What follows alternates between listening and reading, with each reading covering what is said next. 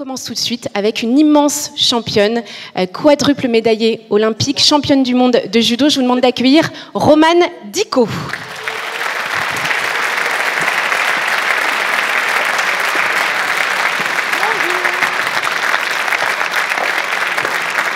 Bonjour tout le monde. Bonjour Romane, installe-toi dans le canapé bleu au milieu. Avec toi, on va parler de tes engagements, de tes défis, et tu vas être très bien entourée, puisque deux journalistes vont partager ce temps d'échange avec toi. Nathalie Yanetta de Radio France et Anouk Korge du journal L'Équipe.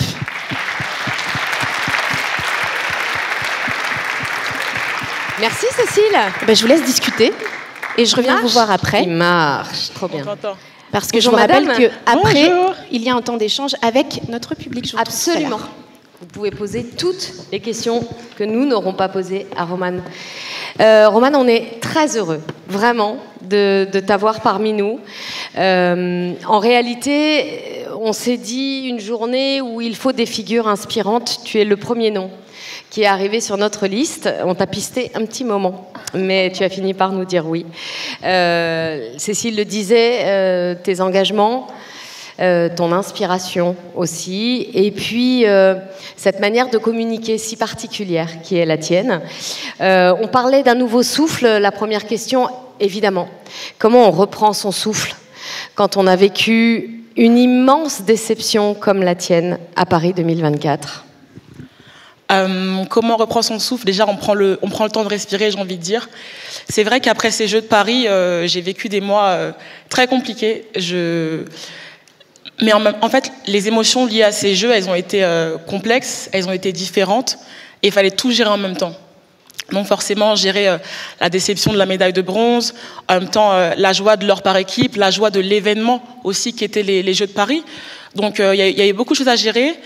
Disons qu'au début, tu es dans l'émulation, tu es un peu encore dans cet engrenage positif des Jeux, donc tu te rends pas compte, il y avait les Paralympiques, etc. Donc tu es dans une dynamique positive, mais une fois que tout s'arrête, une fois qu'il n'y a plus rien devant, c'était un peu compliqué de se rendre compte que les Jeux de Paris sont terminés, les Jeux sont maintenant derrière.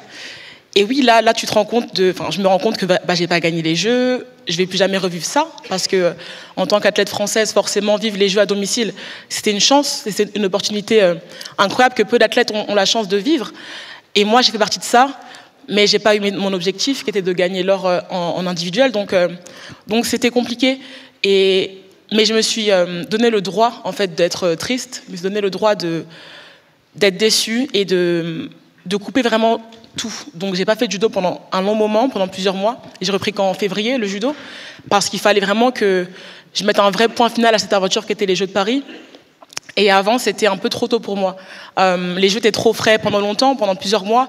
Évoquer les Jeux Olympiques, ça me mettait les larmes aux yeux. C'était très dur parce que c'était encore lié à une douleur en fait. Aujourd'hui, j'évoque les Jeux avec un peu plus de légèreté. Ça fait moins mal, en tout cas la blessure a un peu cicatrisé. Mais je pense que ce qui a été important pour moi, en tout cas, et primordial, ça a vraiment été d'accepter cette émotion un peu négative liée à ces Jeux et de dire que j'avais le droit de me sentir mal, j'avais le droit de prendre le temps de me remettre de ces émotions qui étaient quand même lourdes. Il n'y a pas beaucoup d'athlètes en fait qui ont la chance de vivre ça, donc qui se rendent compte, et personne n'a vécu ça avant nous. On pouvait demander à personne comment ça fait de combattre à domicile. Quand Marie-Jo dit qu'elle aurait donné toutes ses médailles olympiques pour vivre Paris, elle parle même pas de médailles, parce que c'était quelque chose de fou que personne n'a vécu avant nous. Donc forcément, c'était un peu compliqué d'appréhender ça en amont. Et donc cette vague d'émotions, cette vague d'engouement populaire aussi, c'est des choses qu'on n'a pas appris à gérer, qu'on n'a pas pu apprendre à gérer. Donc il y avait beaucoup de choses. Il me fallait vraiment du temps un peu de prendre du recul par rapport à ça et d'accepter toutes ces émotions négatives, positives, un peu complexes liées à ces deux médailles, et ensuite repartir pour un vrai nouveau souffle en janvier. Romane, dans ton cheminement, je crois que tu avais déjà fait ça après les mondiaux du mai 23 où tu n'avais pas gagné le titre mondial alors que tu étais championne du monde en titre. Tu étais partie, et là tu as fait pareil, tu es partie loin. Raconte-nous, ça te faisait aussi partie du cheminement pour rebondir?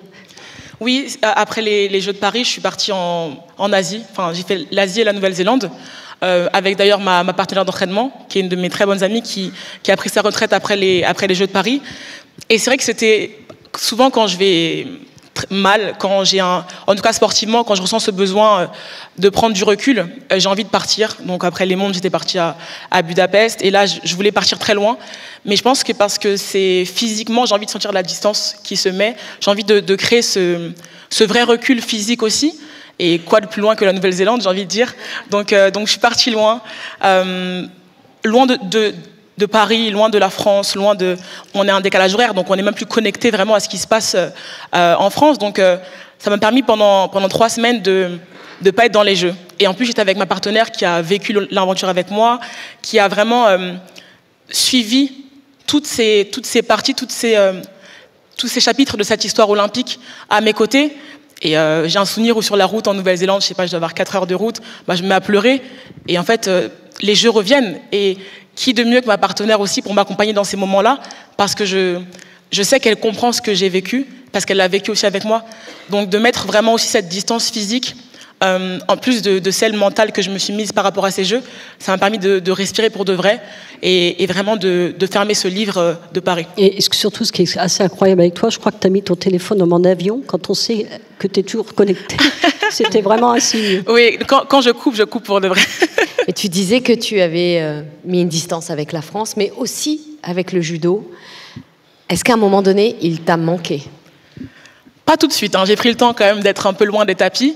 M'entraîner, ça m'a manqué très rapidement, donc j'ai repris l'entraînement en septembre, entre guillemets, assez rapidement, parce que ça fait partie de ma routine. Quand ça fait des années que tu t'entraînes tous les jours, 2 fois par jour, 3 fois par jour, ne rien faire, forcément, mon corps réclamait. Mais c'est vrai que je faisais de la muscu, on a fait aussi, par exemple, en vacances du kayak, des randonnées, plein de choses différentes. Juste pour tu as fait du sport, mais plus de la compétition. Exactement, et plus dans une dynamique de performance, en tout cas rapide au long cours. Mais il fallait que mon corps reste en mouvement, forcément. Mais le judo, c'est vrai que pour moi, tant que j'avais pas vraiment fait le deuil de Paris, je pouvais pas remettre le kimono, parce que le kim me rappelait les jeux me rappelaient ma défaite. Ma défaite, ça me faisait mal. Donc j'ai pas voulu remettre le kimono trop vite, et la fédération nous a bien accompagnés avec ça, parce qu'on n'a pas du tout eu de pression de reprise. Ils nous ont dit, voilà, si vous êtes prêts, on y va. Si vous n'êtes pas prêts, prenez le temps qu'il vous faut. Surtout qu'en fait, après les Jeux Olympiques de Tokyo, il n'y avait que 3 ans pour Paris. Donc ça allait très vite, et après les Jeux de Tokyo, on n'a pas pu respirer. On n'a pas pu prendre ce temps d'accuser ces Jeux Olympiques à Tokyo, parce qu'il y avait Paris qui arrivait très vite. Et en plus, c'était à la maison, donc plein de choses qui faisaient en sorte qu'on n'avait pas pu prendre ce temps. Ce temps qui est important, parce qu'une Olympiade, c'est normalement 4 ans, c'est du temps, c'est long. Et en fait, enchaîner les Olympiades, ça prend du temps, ça prend de l'énergie mentale, de l'énergie physique. Et il faut, après chaque Olympiade, en tout cas après chaque événement fort, prendre ce temps pour respirer, pour tourner la page, pour fermer vraiment le livre, pour en rouvrir un nouveau. Et là, il y a eu un peu un livre avec plusieurs tomes dedans, avec Tokyo et Paris. Et là, vraiment, j'ai fermé ce livre de Paris, j'ai remis le kimono, et là, j'ai écrit celui pour Los Angeles. Et puis, il y a aussi, surtout que dans votre sport en France, le niveau est tel que tu as aussi de la concurrence. Alors, tu es un peu quand même au-dessus, mais là, sur cette Olympiade, tu avais quand même Julia Tolofua, donc il y a aussi ça. Avant les Jeux, il y a aussi ça, il faut gagner aussi sa place comme ça. Exactement, il faut déjà avoir ta place de numéro 1 française aux Jeux Olympiques. Au judo, c'est une seule personne par catégorie de poids. Et dans ma catégorie, je pense qu'on a celle la plus dense en France, où on doit être 3 filles dans le top 8 mondial. Donc forcément, tu as la concurrence franco-française. Donc tu ne peux pas te permettre, entre guillemets, de prendre un peu de repos, de recul, parce que non, il y a les filles qui avancent, il y a les points, il y a la ranking list qui avance tout le temps, qui est toujours en mouvement. Donc oui, on a vécu vraiment une Olympiade hyper intense, et on rajoute à ça la pression de Paris, la pression du résultat. On voulait aussi forcément satisfaire le public français qui n'avait pas pu être là avec nous à Tokyo. Donc beaucoup de choses à prendre en compte, beaucoup de choses à gérer, qui ont fait que là, j'avais vraiment besoin de prendre ces quelques mois sans judo, sans penser à la performance, juste en accusant tout ce qui s'était passé pendant cet été. La médaille collective de l'équipe de France, elle ne peut pas réparer la blessure individuelle ? Elle répare pas. Par contre, c'est un pansement qui est joli. Il y a des petits cœurs dessus et tout. Il est cool, le pansement. Mais la blessure, elle restera, parce que je fais un sport individuel. Mon objectif de judoka, c'est gagner les Jeux Olympiques en individuel. Après, forcément, j'ai 2 belles médailles de bronze. Je cracherai pas dessus. Mais ce serait mentir que de dire que le titre en équipe répare cette blessure, parce que moi, c'est le titre individuel que je veux, c'est le seul qui me manque. J'ai gagné 5 fois les Europes, 1 fois les mondes. Il me manque vraiment que ce titre-là. Et j'ai encore raté, j'ai encore échoué. Donc oui, forcément, c'est c'est compliqué. Après, bien évidemment, de finir des Jeux Olympiques avec une médaille d'or, même si elle est collective, ça fait du bien. Toute l'équipe rentre médaillée, encore une fois, comme à Tokyo.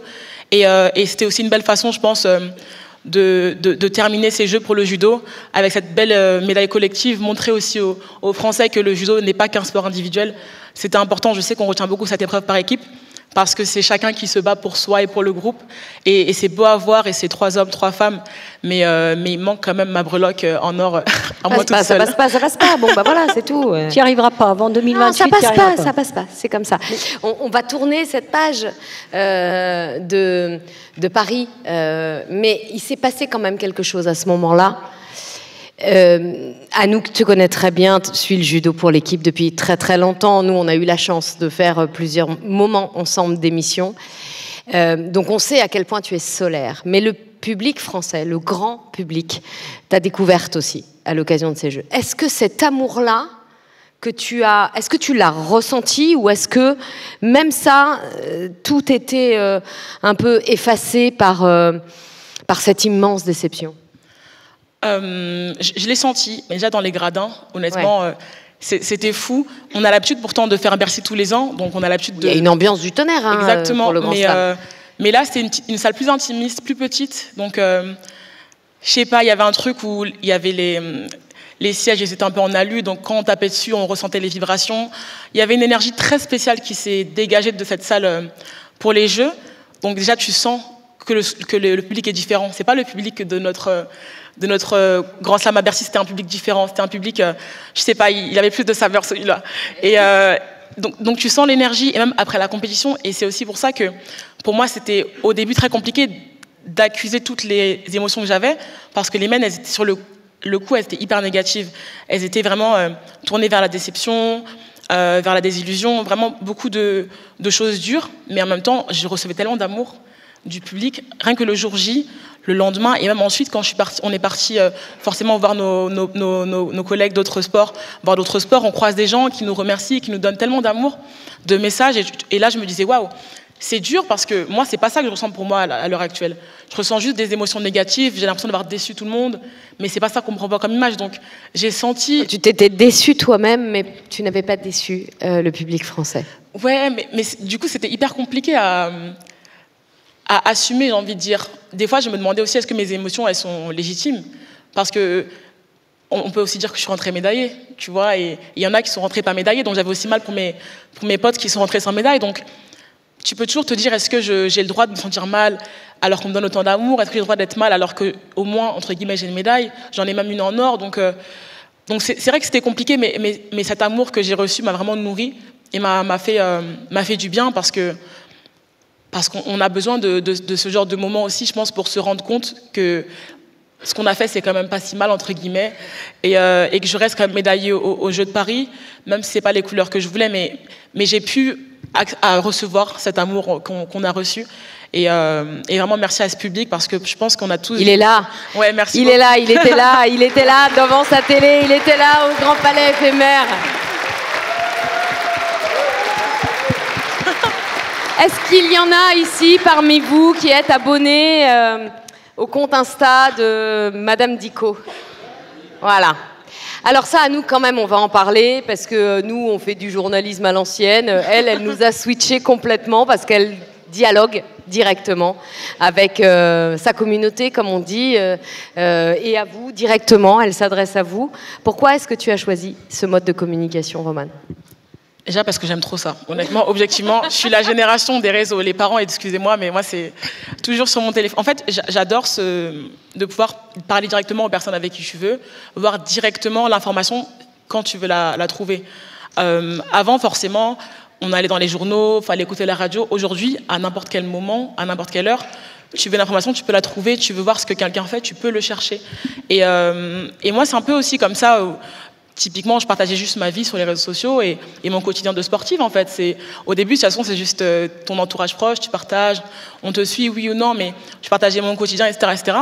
Et après, c'est vrai qu'au fur et à mesure de ma carrière et de l'évolution qu'elle prenait, je me rendais compte que c'était vraiment un vrai moyen de communication et qu'en fait, tu pouvais vraiment faire passer des messages. Et on va pas se mentir, le sport féminin, il reste encore moins médiatisé que le sport masculin. Donc, il y a des moments où peut-être que si tu n'es pas en période de compétition, on ne parlera pas de toi. Mais si tu veux voir ce que Romane elle a à dire, tu peux aller sur ses réseaux sociaux et tu sauras ce que Romane elle a à dire, tu sauras ce que Romane elle fait, ce que Romane elle pense, c'est peut-être ses valeurs, etc. Tout ça, toutes les choses que peut-être en dehors des Jeux Olympiques, on ne posera pas les questions, bah, aujourd'hui, grâce à mes plateformes, à mes réseaux sociaux, je peux en parler. Et c'est en ça que pour moi, les réseaux aujourd'hui, c'est vraiment un vrai outil de communication, encore plus pour les sportives, parce que c'est la parole qu'on ne nous donne peut-être pas assez, qu'on peut prendre nous-mêmes, et elle n'est pas bridée, en fait, c'est la mienne, elle ne sera pas modifiée, elle ne sera pas coupée, ce sera ma parole, ce que j'ai envie de dire, je peux le dire de la façon dont j'ai envie. En plus, toi, tu parles de ta activité de sportive, mais aussi de ta couture, puisque tu fais de la couture. Tout le monde a su que tu avais rafistolé le dossard de Johanne Benjamin Gaba. Si vous avez des trucs à faire recoudre et tout, voilà. elle est venue avec sa machine. Moi, je les coupe, elle n'est pas venue avec sa machine aujourd'hui, mais elle voyage en stage avec sa machine à coudre. Donc ça aussi, c'est important pour toi de montrer ces passions-là et tout ça. Oui, juste de montrer en fait qu'on n'est pas une seule facette. Chaque humain est fait de plein de choses différentes. On est tous complexes. Et je pense que pendant longtemps, en tout cas, j'ai pensé qu'en tant que sportif, j'avais pas le droit de montrer autre chose que du sport sur mes réseaux sociaux. Pourquoi tu pensais ça ? Je peux dire parce qu'on est en France ou... Bien sûr. Parce qu'on est en France et qu'on aime bien mettre les gens dans des cases. Et si tu fais du sport, tu fais du sport et c'est tout. Tu es une sportive. Tu n'es pas une étudiante, tu fais pas de la couture, tu n'aimes pas la mode. Non, tu fais du sport et c'est tout. Et si demain, en plus, tu ne performes pas, on va dire que c'est parce que tu as fait demain le sport à 14h mardi. Ouais, ça va être de notre faute, tu as raison. Mais y a vraiment... raison, donc tu n'as plus besoin de nous, mais si tu ne gagnes pas, ça sera à cause de nous. C'est super, merci. C'est pas pour tirer sur vous, mais je plaisante. Mais non, c'est vrai que mentalement, on a du retard par rapport à d'autres pays. Ouais. Et je pense que j'ai voulu attendre d'avoir les performances sportives qui suivaient pour pouvoir montrer complètement qui j'étais. Je sais qu'après les Jeux de Tokyo, une fois que j'avais ma médaille olympique, l'année d'après, je gagne les mondes. Peut-être que je me sentis maintenant légitime pour parler d'autres sujets, pour parler pas que de judo, pas que de sport, pour montrer aussi qui j'étais complètement. Mais je pense que c'est important en tant que sportif de montrer qu'on n'est pas que ça. Il y a plein de sportifs qui ne font que ça, mais il y en a d'autres qui ne font pas que ça, et de nous mettre dans des cases et de ne pas vouloir nous en sortir, pour moi, c'est un peu réducteur. Et puis c'est aussi, je crois, une manière de raconter une génération. Tu es une femme de ton temps, une femme de ta génération, avec tes goûts, tes choix, tes renoncements aussi, à travers évidemment ces médias qui sont les médias de votre génération. Et il y a quand même un revers de la médaille, Romane, c'est que nous sommes des filtres et on ne vous insulte pas dans nos médias. En revanche, là, tu ramasses. Ça arrive que tu ramasses et de manière extrêmement brutale, violente. Tu es une femme, donc le sexisme. Tu es noire, donc du racisme. Tu as un physique imposant, donc de la grossophobie. Tu cumules vraiment beaucoup. J'ai tout sur mes épaules, les gars. Là, Non, mais comment est-ce qu'on se protège de tout ça quand on reçoit des raids numériques? Parce qu'il y a peut-être des gens ici qui, derrière leur écran, parfois, sans vouloir blesser en plus, mais critiquent, envoient un message. Est-ce quand on est de l'autre côté, qu'on en reçoit 10, 100, 1000, comment est-ce qu'on résiste à ça? Honnêtement, c'est pas facile parce que je pense que les gens, je sais pas si vraiment ils se rendent compte de l'impact que ça peut avoir, mais c'est tellement facile d'envoyer un message, d'envoyer un commentaire via un téléphone ou un ordinateur que ça met de la distance, mais en fait, nous, il n'y a pas de distance. Moi, quand on parle de ça, je pense vraiment à la vidéo que j'avais fait avec Victoria d'Auberville. On avait juste fait une vidéo pour promouvoir le sport féminin, trop belle. Je ne sais pas si vous avez vu la vidéo, il faut aller la voir tout de suite, les gars. On a mêlé judo, danse classique, et la vidéo était super belle. Et pour moi, je ne voyais pas comment quelque chose de négatif pouvait en ressortir. Et quand quelques jours après, je vois où on parle de singes en parlant de moi, est-ce que ces deux personnes sont de la même espèce parce qu'elle est super fine et blanche et moi peut-être je suis noire et plus grosse, enfin tu te dis mais... Et je me souviens quand j'ai vu ça, sur le coup, je me suis dit, c'est pas que c'est pas grave, mais en vrai c'est les réseaux sociaux, c'est comme ça, entre guillemets c'est le jeu. Et je me souviens qu'on était en stage en Autriche et le lendemain je me suis dit mais en fait c'est pas le jeu, c'est pas parce que je m'expose que je suis... que je dois accepter qu'on m'insulte, que je dois accepter des choses qui sont punissables par la loi. On parle de racisme, de grossophobie, de sexisme, n'en parlons même pas, mais c'est pas normal en fait. Et je me suis surtout aussi dit, dans la vidéo, vraiment je ne parle pas, juste c'est une vidéo de peut-être 30 secondes où je dis rien, je l'ai vraiment juste postée comme ça. Mais si demain il y a une gamine de 13-14 ans qui fait sa même vidéo sur TikTok et que son TikTok qui tourne et que elle reçoit ces mêmes commentaires, est-ce qu'elle va réussir à avoir les épaules pour porter? Est-ce que ça va pas l'affecter plus que moi, ça m'a affecté? Parce que moi, je sais pas s'il y a 5, 6, 10 ans, j'aurais pu supporter tout ça. Donc c'est vrai que c'est pour ça que c'est important pour moi d'aller porter plainte et de dénoncer, parce que c'est pas normal. Et on a trop normalisé les choses, et j'ai envie de croire à la justice, j'ai envie de croire qu'en dénonçant, les gens qui sont coupables vont arrêter, en tout cas vont être punis. Donc oui, pour moi, c'est important de dénoncer, parce que c'est pas parce qu'on s'expose, c'est pas parce qu'on existe qu'on doit accepter les critiques. Et mon corps, je l'ai pas choisi, il est comme ça, il est comme il est. Et en aucun droit, ça donne l'opportunité à des gens de le critiquer, d'émettre des avis ou d'émettre juste un jugement par rapport à celui-là. C'est le mien, c'est à personne d'autre. D'autant qu'en plus, tu dis que ton corps, tu l'as pas choisi, mais tu l'assumes. Donc tu es aussi un exemple pour les gens. Parce que tu as un gabarit hors norme, dans le bon sens du terme. Et donc, tu communiques aussi là-dessus, et je pense que tu dois avoir des retours de jeunes ou de moins jeunes qui te disent que tu peux être aussi un exemple, un modèle par rapport à ça. Tu en as des retours? J'en ai plein, j'en ai tout le temps, et c'est quand je vois ça, quand j'entends ça, quand je lis ça, que je me dis que je suis dans le vrai. C'est vrai qu'on voit beaucoup sur les réseaux, beaucoup d'images de gens qui me ressemblaient pas.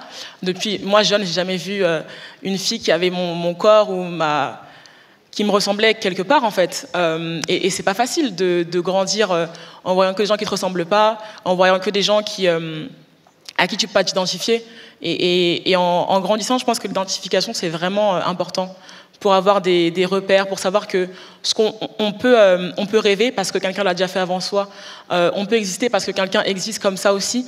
Donc forcément, quand moi au début je partageais juste ma vie et que je recevais des messages de remerciements, au début je comprenais pas forcément pourquoi. Enfin, c'est juste une photo de moi à la plage, c'est juste une photo de moi en salle de muscu. Oui, mais en fait, Roman, tu te rends pas compte que de voir que tu peux être en maillot de bain et faire 120 kilos, bah moi ça me fait du bien. Je me dis aussi que moi aussi peut-être qu'un jour j'y arriverai, peut-être que je pourrais aussi faire ça.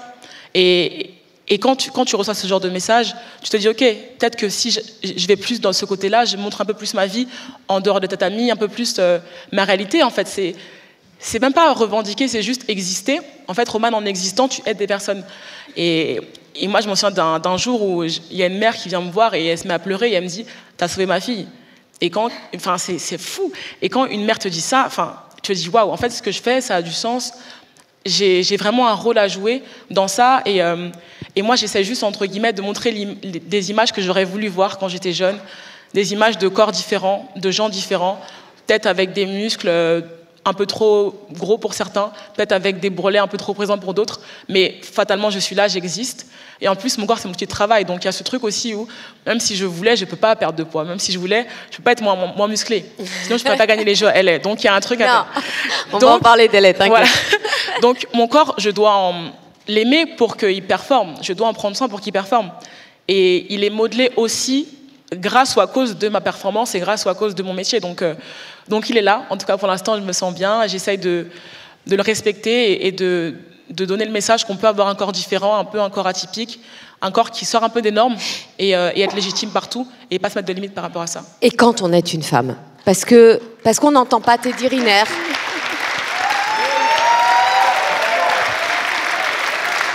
Et encore plus quand on est une femme, les femmes sont systématiquement jugées, notées, parfois. Jamais, en tout cas pas pareil, les hommes, on n'a pas entendu de commentaires sur Teddy Riner, par exemple. Alors que Teddy est plus lourd que moi, évidemment. Mais oui, largement. Et beaucoup moins solaire que toi.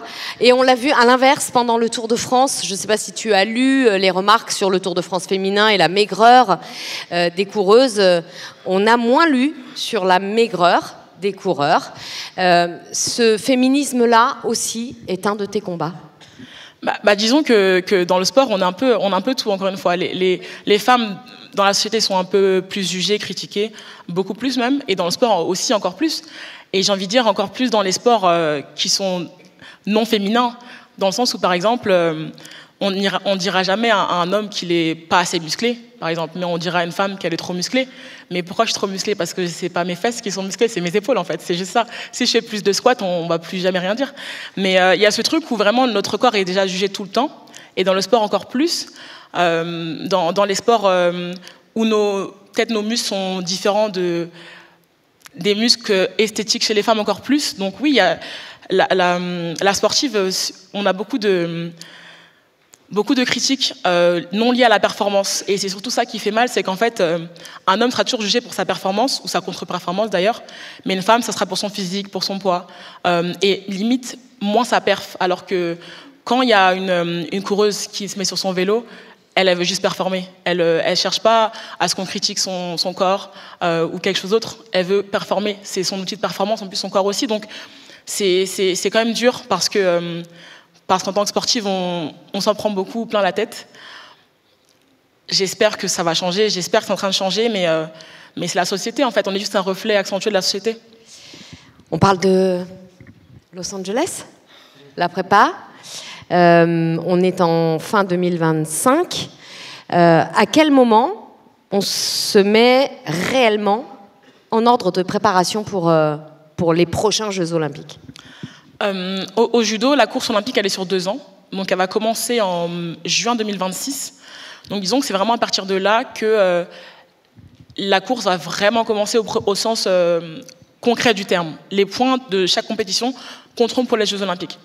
Après, forcément, quand je dis que j'ai fermé le livre de Paris, le livre de LA, il se rouvre parce que c'est un long chemin. Les Jeux, c'est 4 ans, mais c'est tous les jours un petit peu, tous les jours un pas de plus, tous les jours une marche en plus. Ça commence tranquillement, on va dire là, pour l'instant, il y a des objectifs forcément à moyen et court terme. Je reprends la compétition là en décembre, il y aura des championnats d'Europe, du monde l'année prochaine. Mais forcément, d'avoir en ligne de mire les Jeux Olympiques de LA, ça aide à se projeter parce que savoir où on va, c'est plus facile ensuite de créer le chemin. C'est plus facile de mettre tout en place, pour y arriver et de se poser les bonnes questions quand tu sais où tu vas. Et c'est pour ça qu'après Paris, au début, c'était un peu compliqué parce qu'en fait, j'avais plus nulle part où aller. Et j'avais un peu ces mois d'entre-deux où il faut recréer un projet ça prend du temps. Il faut que ton corps soit prêt, il faut que ta tête soit prête. Mais maintenant que le projet LA est vraiment ancré, je sais que tout ce que je vais faire, c'est en vue de LA. Donc c'est beaucoup plus simple. Et disons que là, le projet, c'est le début du chapitre. Et en 2026, après, quand la course olympique va commencer, on va vraiment commencer à écrire avec un marqueur noir et à commencer cette course olympique qui va être encore dure. D'autant plus dur qu'il va falloir aller chercher le quota, là, en plus, parce que pour Paris, le quota, il était déjà acquis. Il y avait la concurrence franco-française. Mais là, tu as la concurrence franco-française et le quota. Donc ça va rajouter encore un peu de piment au truc. Mais c'est ça qu'on aime dans le sport, c'est les challenges. Si tout est simple, c'est pas drôle. Donc oui, aller chercher les Françaises d'abord pour être la meilleure Française, être la mieux rankée à la ranking list, avoir ma sélection et ensuite gagner les Jeux. En tout cas, c'est le plan de base. Après, on verra. Et là, tu as une idée de quand tu reprends? Tu vas reprendre avec le PSG en Ligue des Champions, peut-être? Ouais, Champions League fin novembre, exactement. Et après, en individuel, début décembre, au Grand Slam de Tokyo. Comment on vit au quotidien? C'est quoi une semaine type de Romane Dicot? Parce que effectivement, il y a plein de sports on en parlait en coulisses, notamment les sports co, où tu as un championnat, donc on te voit régulièrement toutes les semaines. Dans les sports individuels qui n'ont pas un circuit type le tennis, par exemple, c'est quoi la vie de Romane Dicot? Disons que tous les ans, il y a 2 championnats, donc un championnat d'Europe, un championnat du monde. Ensuite, hors championnat, on a quelques compétitions avec le club. Donc moi, je suis au PSG Judo, donc j'ai une compétition de la Champions League du coup fin novembre. Ensuite, on a des grands slams, donc un peu comme au tennis, pareil, c'est un circuit avec des grands slams et des grands prix. Et ensuite, c'est la fédération qui choisit en fonction de tel profil, des catégories de poids par exemple ou quoi, qui on envoie où. Là, c'est une année post-olympique, donc on a fait moins de compétitions que d'habitude. Mais sinon, disons qu'on combat à peu près tous les 2-3 mois environ. Pendant 1 an, on n'a pas vraiment de coupure au judo, c'est un peu toute l'année, ça tourne. Et voilà, on s'entraîne 2-3 fois par jour. Des fois, je vais un peu à l'école aussi, des fois, je cours un peu le soir. Ah, on en est où de ces études Oui. Joker. Non, je suis là, je vais encore à la fac. Je suis là. Ah, parce qu'après les Jeux, tu m'avais dit non, mais à nous que je vais m'y remettre. Donc, non, j'ai repris la fac. Mais c'est très long. En fait, plus ça avance, moins j'ai de temps. Et donc, ma licence, je mets beaucoup de temps à l'avoir, mais je l'aurai. L'objectif, c'est que je l'ai avant les Jeux. Donc, je prends mon temps. J'ai pas envie de faire les choses trop rapidement et mal les faire et de rater toute mon année. Donc, je valide très lentement, mais j'avance. Tant que j'avance, on est sur la bonne voie. Et c'est essentiel d'avoir ce double cursus, Romane? Je ne fais pas du foot, donc oui. Ouais. et surtout, pour moi aussi, c'est un équilibre, honnêtement. Enfin, même les filles qui font du foot, je te confirme oui, que... pardon, je ne suis pas un homme qui fait du foot. Voilà, s'il te plaît. Mais oui, on sait très bien que la carrière de haut niveau, de toute façon, c'est éphémère. Même les meilleures carrières, même Nico, c'est 20 ans au maximum. Donc après, il y a quelque chose d'autre à faire. Il faudra trouver autre chose. Et pour moi, faire des études, c'est aussi ne pas m'entraîner en me disant j'ai pas d'option, j'ai pas de plan de sortie. Parce que là, j'adore faire du judo, j'ai pas envie d'arrêter tout de suite, pas du tout, mais je ne sais pas de quoi demain est fait et peut-être qu'un jour, j'aurai juste plus envie. Et j'ai pas envie de continuer de faire du judo parce que j'ai pas d'autre choix. J'ai pas envie de m'entraîner en me disant si je m'entraîne pas, j'ai pas d'autre option, je ne sais pas quoi faire d'autre. Donc d'avoir aussi cette porte de sortie, j'ai envie de dire, ça fait du bien, ça libère ma tête. Et aussi, je vois d'autres gens et ça, c'est cool. Oui, et puis surtout, il y a aussi une réalité économique, c'est-à-dire que tu ne fais pas du foot, a priori, donc tu n'auras pas peut-être les moyens après ta carrière de rien faire. Tu as ça aussi, il faut y penser. Exactement. Après la carrière, il faudra que je travaille, il faudra que j'arrive dans l'autre partie de ma vraie vie. Donc oui, il faut préparer. Et j'ai la chance de faire un sport, j'ai envie de dire, où je peux, parce qu'il y a plein de sports où on ne peut pas. On n'a pas le temps. Je pense à mes potes synchro qui sont 8 heures dans l'eau par jour. Tu ne peux pas faire autre chose à côté. J'ai la chance d'avoir 2-3 heures dans la journée qui traînent, entre guillemets, où je peux me permettre d'aller à la fac, où je peux me permettre de travailler un peu et de préparer l'après-carrière qui va arriver à un moment ou à un autre. Pas maintenant, ne vous inquiétez pas, mais qui va arriver à un moment ou à un autre. Donc oui, ça se prépare tranquillement. Je ne suis pas pressée, mais ça se prépare.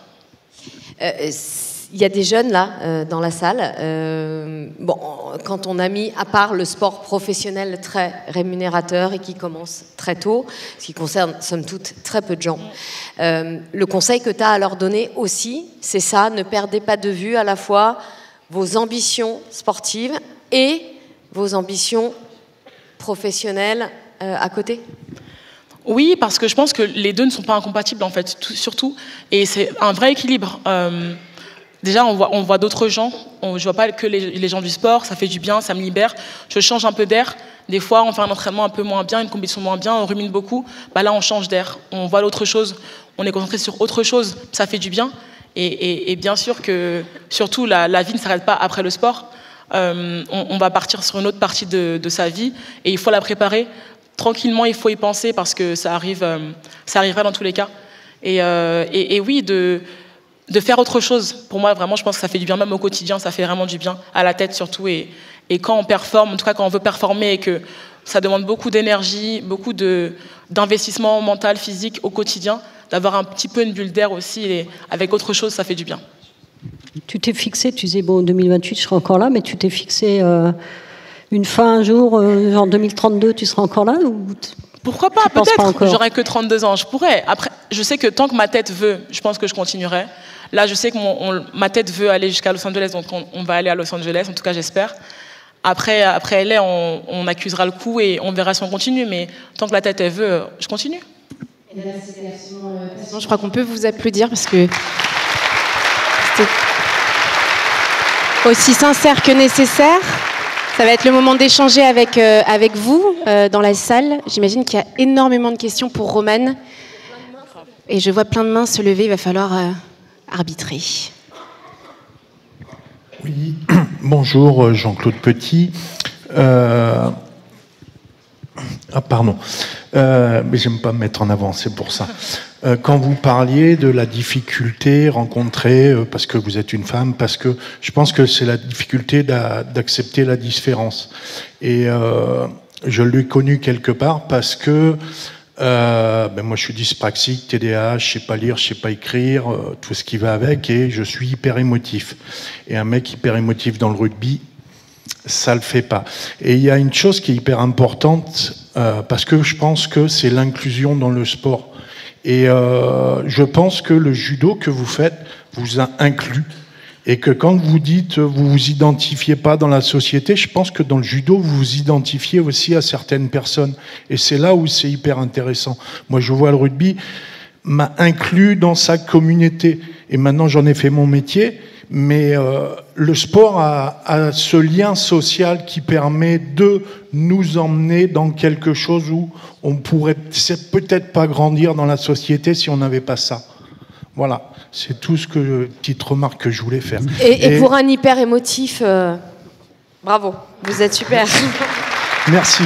Et juste je voudrais, excusez-moi, je voudrais vous offrir mon livre. J'ai écrit un livre qui s'appelle Différence et j'aimerais vous l'offrir. Voilà. C'est gentil, merci à la beaucoup. fin. Merci beaucoup. Madame. Bonjour, je m'appelle Catherine. D'abord, je voulais faire un grand merci pour la femme que vous êtes, pour la championne. On a pleuré avec vous, on a ri avec vous, et vous êtes vraiment un exemple, et il en faudrait beaucoup comme vous pour changer peut-être la société, mais en tout cas, merci. Moi, ma question, parce que j'ai un versant un peu plus entraîneur, j'aurais bien voulu savoir comment vous avez géré justement cette médaille de bronze, l'échec, par rapport à votre entraîneur. Est-ce que vous l'avez géré individuellement, chacune de votre côté? Est-ce que vous l'avez géré ensemble? Voilà, ça m'intéresserait. Déjà, merci beaucoup pour vos mots. La médaille de bronze que j'ai eue au jeu, disons que sur le coup, ça a été très compliqué de l'accuser parce que le lendemain, on recombattait en équipe, donc il fallait rapidement passer à autre chose. Mais forcément, quelques jours après, on s'est posé avec mon entraîneur Séverine pour parler de cette médaille. Après, c'est parce que ma relation avec ma coach, elle est très particulière. On échangeait énormément. On avait vraiment créé une relation de confiance qui dépassait les tapis. Ça fait quasiment 8 ans qu'elle me suivait. Donc, on a vraiment créé quelque chose de très particulier. Donc, j'ai pas du tout eu de mal et de tabou, en fait, de lui en parler, de lui exprimer mes sentiments par rapport à cette médaille de bronze. Et elle a aussi su trouver les bons mots parce que, vous savez, mes parents aussi m'ont parlé, il y a plein de gens qui m'ont parlé de ma médaille, mais c'est toujours un peu compliqué, un peu... parce que, en fait, je leur disais, mais vous ne comprenez pas ce que je vis. Et vous ne pourrez jamais comprendre, mais ce n'est pas de votre faute. Et je sais que vous essayez de me donner ce que j'ai envie d'entendre et que vous pensez vraiment vos mots, mais tu ne peux pas comprendre qu'est-ce que c'est de devoir gagner une compétition et que tu la perds. De mettre toute ta vie en pause, de mettre toute ton âme dans un projet et d'échouer. Dans le sport, en tout cas, tu ne comprendras jamais mon papa. Et donc, j'entends ce que tu me dis, mais je ne reçois pas ça pareil, en fait. Et quand il y a mon entraîneur, ma coach, qui, elle aussi, a perdu des compétitions, qui a gagné les Jeux, qui a gagné beaucoup de choses, je sais qu'elle comprend vraiment ce que j'ai vécu, ce que je vis, en tout cas, à ce moment-là. Et forcément que ces mots, ils ont une résonance différente. Et parce qu'elle m'a aussi eu au quotidien, elle a aussi suivi au jour le jour mon évolution, mon travail. Donc, pour moi, il n'y avait pas meilleure personne avec qui parler de cette médaille que mon entraîneur et ma partenaire Emma, parce qu'elles ont vraiment vécu, ce sont les seules qui ont vécu avec moi ce projet au jour le jour. Donc évidemment qu'on en a parlé ensemble, et évidemment qu'on a aussi pleuré ensemble. Et ces mots ont vraiment résonné différemment, parce que je sais qu'elle a vécu la même chose que moi, et elle m'a aussi accompagnée dans cette déception et dans cette histoire. Justement, tu parles de Séverine, c'est Séverine Vandenede qui a été championne olympique en 2000 à Sydney. Elle a été championne olympique, donc elle mesure encore plus ta déception. Quel mot elle a su trouver pour essayer de te consoler? C'était des mots simples. Hein. C'est comme ça, Romane. Juste savoure ta médaille. Prends aussi le temps de pleurer dessus. Ça te fait du bien. Savoure-la. Et l'aventure, elle n'est pas terminée. L'aventure n'est pas terminée. Peut-être que c'est ton histoire qui devait être écrite comme ça. Il y en a qui n'ont jamais gagné les Jeux. Il y en a qui ont gagné 6 fois les Jeux. Il y en a qui vont gagner une seule fois. Peut-être que ton histoire doit s'écrire comme ça.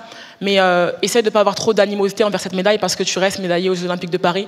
Et tu t'es tellement entraîné, tu t'es tellement donné pour ce projet qu'il faut que tu l'apprécies quand même, cette médaille, et pas qu'il y ait autant de négatifs par rapport à celle-là. Est-ce qu'il y a d'autres questions, témoignages ou partages dans la salle? Oui. Là-bas. Je vois là et là. Bonjour ou rebonjour à ceux qui étaient là ce matin. Donc moi je suis Sylvain, je suis préparateur mental. J'ai eu la chance donc de voir Romane tout à l'heure juste avant qu'elle rentre dans la maison de la radio, et j'ai la chance d'accompagner une boxeuse d'origine africaine qui a fait les Jeux et qui était porte-drapeau de son pays. Et on a beaucoup discuté de ces Jeux parce qu'elle est d'origine africaine, mais elle est née, elle a grandi à Paris, donc c'était très fort au niveau émotionnel pour elle. Et Romane, tu as beaucoup parlé de toutes ces émotions que tu as ressenties négativement. Je préfère dire que tu les as ressenties négativement plutôt que dire que c'était des émotions négatives. Et je voulais savoir justement comment toi tu t'étais préparé, ou quels ont été les manques dans ta préparation par rapport à toutes ces émotions que tu savais que tu allais vivre en étant aux Jeux Olympiques à Paris? Alors, c'était très compliqué parce que, comme on le disait tout à l'heure, personne n'a vécu les Jeux dans son pays en tant que Français avant nous. Donc, je savais que ça allait être hyper intense. Je savais que ça allait être quelque chose de fou, mais je ne savais pas à quel point. Donc, comment je me suis préparée, c'est qu'en fait, 1 an et demi avant les Jeux Olympiques, 2 ans avant les Jeux, avec mon préparateur mental, je lui ai dit, OK, il faut que je sois prête à vivre les Jeux si je suis sélectionnée. Comment? Je ne sais pas, that's your job, mais il faut que je sois prête. Il faut que je puisse accuser toutes les émotions qui vont arriver sans savoir comment elles allaient être reçues, perçues par moi en tout cas. Donc, après, c'est du travail mental, de toute façon, c'est votre métier. Donc, on a fait beaucoup de répétitions, beaucoup de visualisations, beaucoup d'exercices. On a aussi beaucoup parlé, échangé. C'était quoi mes peurs, quelles étaient mes craintes. Et forcément, plus l'événement se rapprochait, il y a eu la sélection, la semaine des Jeux, on échangeait beaucoup. Et en fait, on a vraiment essayé de me préparer au maximum à gérer les émotions qui allaient arriver, parce que je savais que dans tous les cas, elles allaient arriver. Donc, j'avais plusieurs exercices, plusieurs techniques à faire. Après, c'était plus fou que ce que je pensais, évidemment. Mais j'avais les armes parce que pendant 2 ans avant, j'avais déjà mis en place ce travail de me dire, ça va être fou, il faut que je sois prête à accueillir toute cette folie. On va pouvoir prendre une dernière question. Bonjour, je m'appelle Edgar Béchir, je suis un étudiant à Amos et je voulais vous demander que voudriez-vous changer dans le sport pour la nouvelle génération? C'est large. C'est super large. Vous avez 4 heures. Qu'est-ce que j'aimerais changer? Waouh, attends, je réfléchis un petit peu. Non, j'ai envie de dire plein de choses. Moi, en fait, quand on me pose cette question, je pense au sport féminin directement, parce que pour moi, c'est la partie où il y a le plus de choses à faire. Quand je vois qu'on est 1 an après les Jeux Olympiques et Paralympiques, et que quand on fait des sondages, les noms des sportifs qui ressortent, c'est Laura Flessel et Laure Manodou, je trouve que ça me fait mal au cœur. Parce qu'il y a eu tellement de belles championnes olympiques. Je pense à Manon, je pense à plein de filles, à Pauline. Il y a eu tellement de femmes sportives qui ont brillé pendant ces Jeux que je trouve ça dommage et triste qu'1 an après, on ne les retienne pas, ces sportives. Qui ont brillé, qui ont fait, on peut dire la Marseillaise. C'est dommage. Bien sûr qu'aujourd'hui, quand on pense aux Jeux, on pense à Léon, on pense à Antoine. C'est normal, mais il y a aussi plein de femmes qui ont brillé. Et moi, je trouve ça vraiment dommage parce que ça montre que même avec une exposition telle que les Jeux Olympiques et Paralympiques, on ne retient pas. Alors qu'il y a plein de filles qui sont hyper performantes, qui performent. Mais ça montre aussi que la performance chez les femmes, ça ne suffit pas. Et c'est ça que je trouve dommage, c'est qu'un homme qui performe, on le retient. Une femme qui performe, on ne la retient pas. Et pourquoi? Je ne sais pas. Est-ce que c'est les médias? Est-ce que c'est la façon dont c'est retransmis? Je pense qu'il n'y a pas qu'une seule réponse à cette question, mais je pense que c'est ça que j'aimerais changer parce que pour une petite fille qui fait du sport, voir des sportifs à la télé, ça aide. On peut se projeter, ça fait du bien et ça nous donne des rôles modèles. Et je sais qu'on est plein de sportives à ne pas avoir eu de rôle modèle quand on était jeune en tant que sportive. On se projetait par rapport à des étrangères. Et je trouve ça dommage parce qu'on a tellement de belles sportives, de sportives fortes en France. C'est dommage, je pense, d'aller traverser l'Atlantique pour trouver des femmes qui nous ressemblent et qui nous aident à se projeter. Mais nous, on a retenu Romane, on a retenu Clarisse, on a retenu Cassandre, on a retenu Pauline et toutes les autres aussi qui nous ont fait rêver, un peu pleurer quand même. Romane, je voudrais juste dire un tout petit truc, je ne sais pas si vous avez fait gaffe, mais elle ne dit pas encaisser, elle dit accuser. Accuser la déception, accuser la médaille, accuser les émotions. Je pense que tu tiens un truc pour Los Angeles. Accuse plus, encaisse, ça va bien se passer. Merci, Romane. Vraiment, merci on beaucoup. est tellement fiers de t'avoir eu avec nous. Merci. Merci beaucoup, Romane Dicot. Merci, Nathalie Yanetta, Anouk Korge, d'avoir entouré cette immense championne. C'était passionnant.